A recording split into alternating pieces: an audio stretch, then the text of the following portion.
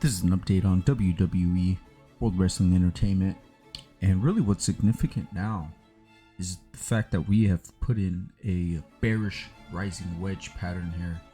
And, we had that initial breakout off the primary downtrend line off the 2019 highs here. If we zoom out here, this is the daily, each kind of representing a day in the time frame. And, we had an initial breakout and it's since stalled out and or failed. And again, here we are sitting right on it, closed on Friday on the close.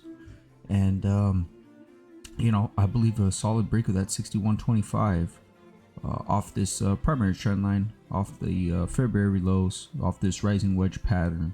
We'll put in a sell signal. And depending on how big the sell signal is, all we need is a hint, one small hint of bad news, and this thing will not only be a false breakout off the primary downtrend line off the 2019 highs. We'll put in a sell signal off this primary trend line, and it would result in a false breakout again, even with all of these green days and look like it was about to break out. We never burned through the divergences. The divergences are still intact. The negative and bearish divergences are only continuing to be more established. And we've got now, what's significant is if we do break below that 61.25, in my opinion, that's when this stock will be kicked to the next gear. We've already got crossovers in the MACD and oscillator as well. So that will confirm these negative divergences in the near term as well. Huge crossovers will go and probably gun to retest that zero line on both momentum indicators. And again, my first target will remain at 58.33. Not only for the primary trend line off the COVID crash lows, will effectively coincide with the 58.33 price support alongside that 50-day moving average. So again, I think it's in a very vulnerable state as of now.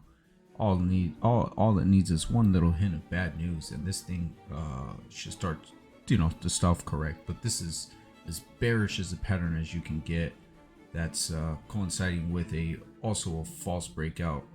There's not very let's just say a false breakout is definitely one of the most bearish things that could happen in the stock off its technical posture.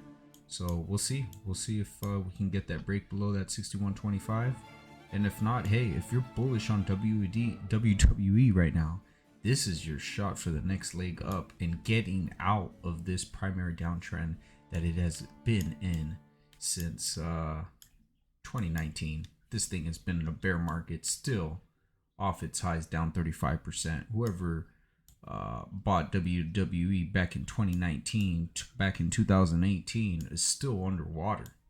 So we'll see.